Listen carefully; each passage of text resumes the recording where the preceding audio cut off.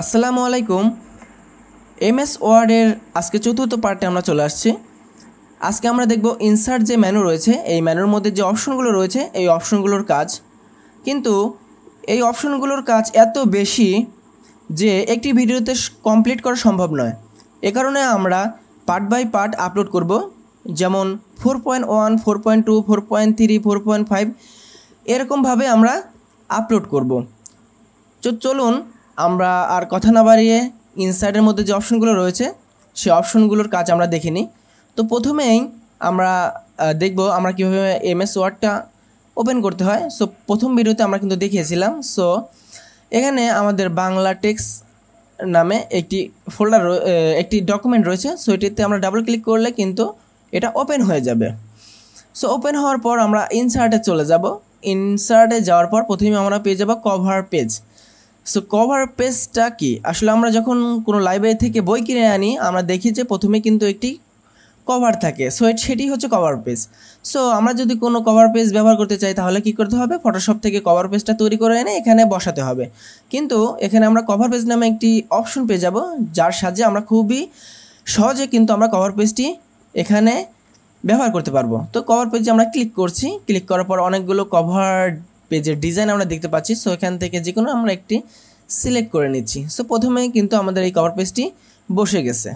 So বসে যাওয়ার পর এখানে আমরা আমাদের যে টেক্সটগুলো রয়েছে এটা আমরা এডিট করতে পারি। সো আমরা এখানে লিখতে পারি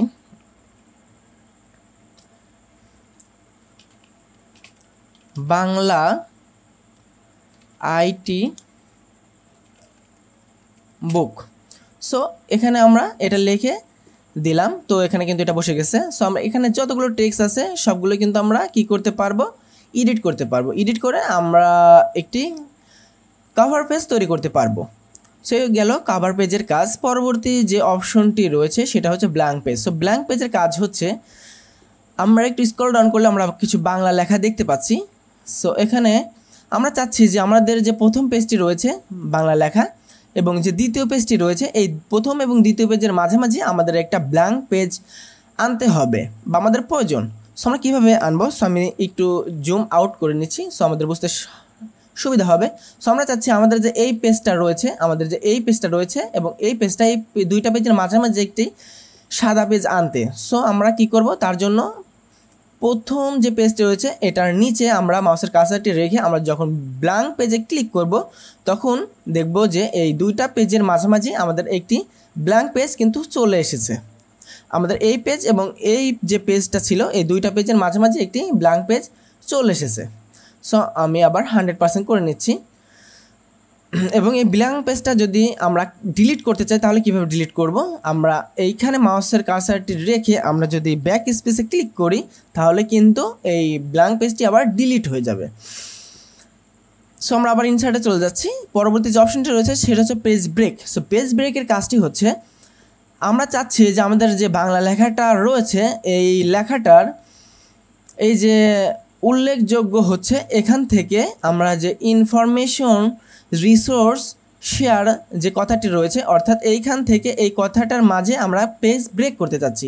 অর্থাৎ এই পরবর্তী লেখাগুলো আমরা আলাদা একটি পেজে নিয়ে যেতে চাচ্ছি। তার জন্য এই যে উল্লেখযোগ্য হচ্ছে এই পরে মাউসের কার্সারটি রেখে আমরা যদি পেজ ব্রেকে ক্লিক করি তাহলে যেটা হবে আমাদের উল্লেখযোগ্য হচ্ছে এখান থেকে পেজটা ব্রেক করে পরবর্তী একটা পেজে কিন্তু পরবর্তী লেখাগুলো চলে যাবে। সো এটা হচ্ছে পেজ ব্রেকের কাজ। পরবর্তী যে অপশনটি রয়েছে সেটা হলো টেবিল। টেবিল আমাদের জন্য খুবই গুরুত্বপূর্ণ, কারণ প্রত্যেকটি কাজেই আমরা টেবিল ব্যবহার করে থাকি। সো আমরা যেখানে টেবিলটি ড্র করব ঠিক সেখানে মাউসের কার্সারটি রেখে আমরা টেবিলে ক্লিক করব। এখানে আমরা ছোটো ছোটো অনেক ঘর দেখতে পাবো। তো ডান থেকে বাম দিকে যে ঘরগুলো রয়েছে এগুলোকে বলা হয় রো, এবং উপর থেকে নিচ পর্যন্ত যে ঘরগুলো রয়েছে এগুলোকে বলা হয় কলাম। তো আমরা চাচ্ছি যে আমরা যে টেবিলটি ইনসার্ট করব সেটা রো হবে 4টা এবং কলাম হবে 5টা। সো আমরা 4টা রো নিলাম এবং 5টা কলাম নিলাম। কলাম নিয়ে আমরা যদি মাউসের রাইট বাটনটি ক্লিক করি তাহলে আমরা দেখতে পাবো আমার একটি টেবিল ইনসার্ট হয়ে গেছে। তো আমাদের যে টেবিলটি ইনসার্ট হয়েছে এটার রো রয়েছে 4টা এবং কলাম রয়েছে 5টা। তো আমরা চাইলে এখান থেকে টেবিলটি ছোটো বড়ো করে নিতে পারবো। তার জন্য নিচে আমরা একটি স্কোয়ার একটি শেপ দেখতে পাচ্ছি। এখানে যদি মাউস পয়েন্টারটা নিয়ে যাই এখান থেকে এখানে যদি মাউস পয়েন্টারটা নিয়ে যাই তাহলে এরকম একটি চিহ্ন আসবে। সো এখানে ক্লিক করলে প্লাস চিহ্ন আসবে। তো প্লাস চিহ্ন যখন আসবে তখন আমরা যদি মাউস দিয়ে ছোট বড় করি তাহলে আমরা দেখতে পাচ্ছি যে এই টেবিলটা ছোট বড় হচ্ছে। সো আমরা চাইলে টেবিলটা বড় করতে পারবো, আমরা চাইলে টেবিলটা ছোট করতে পারবো, আমাদের ইচ্ছা মতো কাস্টমাইজ করতে পারবো। তো এই টেবিলটা যদি আমরা কেটে দিতে চাই তাহলে কিভাবে কেটে দেবো? তো প্রত্যেকটি ঘর যদি আমরা সিলেক্ট করে ব্যাক স্পেস ক্লিক করি কিবোর্ডের তাহলে কিন্তু টেবিলটা আবার কেটে যাবে। তো আমরা অন্যভাবেও টেবিলটি ইনসার্ট করতে পারি, যেমন আমরা যদি এই ঘর থেকে ইনসার্ট করি তাহলে আমাদের এখানে লিমিট আছে, এই পর্যন্ত যাওয়ার পর কিন্তু আমরা টেবিলের সংখ্যার কলাম বা রোর সংখ্যাটা আর বৃদ্ধি করতে পারবো না। সো এখানে তার জন্য রয়েছে ইনসার্ট টেবিল। সো আমরা যদি ইনসার্ট টেবিলে ক্লিক করি এখানে আমরা দেখতে পাবো number of column, number of rho. তো আমরা যদি এখানে নাম্বার অফ কলামের জায়গায় আমরা দিই, এখানে আমরা দিয়ে দিলাম 20 এবং আমরা যে রো নিব রো দিয়ে দিলাম 10।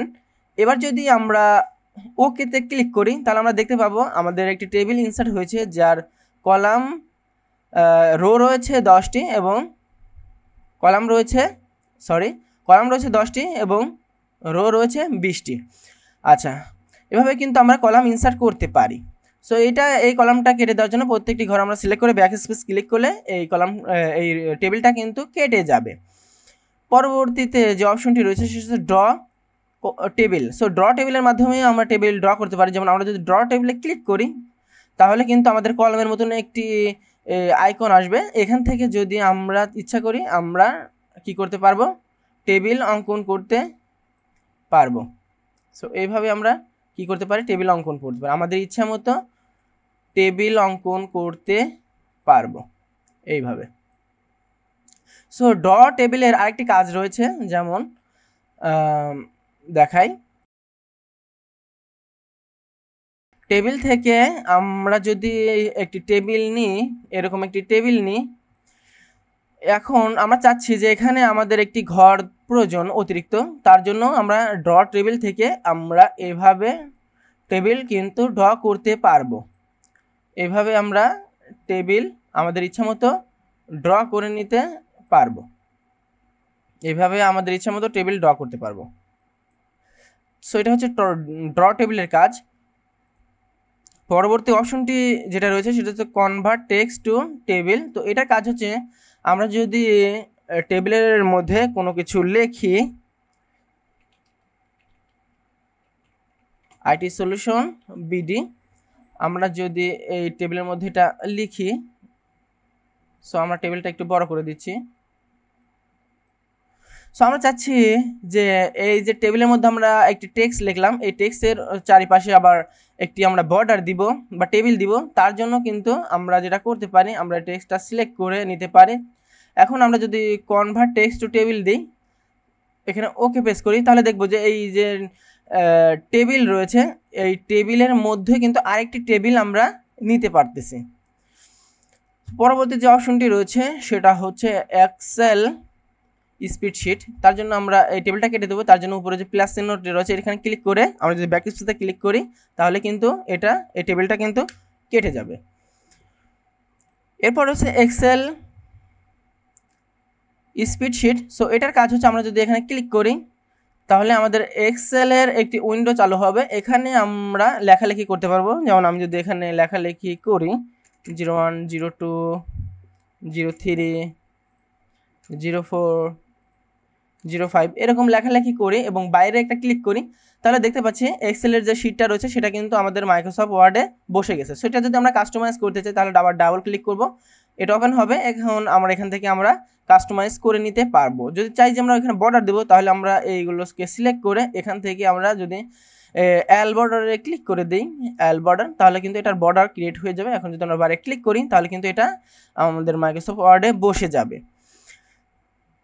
সো এটা হচ্ছে আমাদের এই অপশনটার কাজ। পরবর্তী যে অপশনটা রয়েছে সেটা হচ্ছে quick table. So quick table দিয়ে আমরা বিভিন্ন টেবিল কুইক তৈরি করতে পারবো। যেমন আমরা যদি এই যে ক্যালেন্ডার 2 নামে একটি অপশন রয়েছে এখানে যদি ক্লিক করে দিই তাহলে আমাদের একটি ক্যালেন্ডার চলে আসবে। সো এখানে আমরা যদি লিখি মে 2023 এবং এখান থেকে যদি আমরা এডিট করে দিই তাহলে কিন্তু আমরা দেখতে পাচ্ছি আমরা খুবই দ্রুত একটি ক্যালেন্ডার কিন্তু এখানে তৈরি করতে পারবো এবং এই ক্যালেন্ডারের সাইজটা আমরা বড় ছোট করতে পারবো। সো এভাবে কিন্তু কুইক টেবিলের মাধ্যমে আমরা একটি টেবিল খুবই দ্রুত তৈরি করতে পারবো। এটা সিলেক্ট করে আমাদের ব্যাক স্পেস ক্লিক করে এটা ডিলিট হয়ে যাবে। তো টেবিলের এই কাজ কিন্তু শেষ হয়নি, টেবিলের অনেক কাজ রয়েছে, সেটা আমরা আস্তে আস্তে শিখবো। সো তার জন্য আমরা পরবর্তী যে ভিডিও আমরা আপলোড করব 4.2, সেখানে আমরা দেখব যে টেবিলে আমরা যদি একটি টেবিল নিই তাহলে আমাদের দুইটি অপশন চালু হয়, যেমন একটা হচ্ছে ডিজাইন এবং একটা হচ্ছে লেআউট। তো ডিজাইন এবং লেআউটের মধ্যে আমরা টেবিলের যত প্রকার কাস্টমাইজ আছে সব কিন্তু করতে পারি। সো পরবর্তী ভিডিওতে আমরা দেখব যে আমরা কিভাবে একটি টেবিলের ডিজাইন এবং লেআউট এডিট করতে পারি, বা এই যে অপশনগুলো রয়েছে এই সকল অপশনের কাজ কি এইগুলো আমরা দেখব। সো পরবর্তী ভিডিও দেখার জন্য আমন্ত্রণ জানিয়ে আজকে ভিডিওটি এখানে শেষ করছি। আল্লাহ হাফেজ।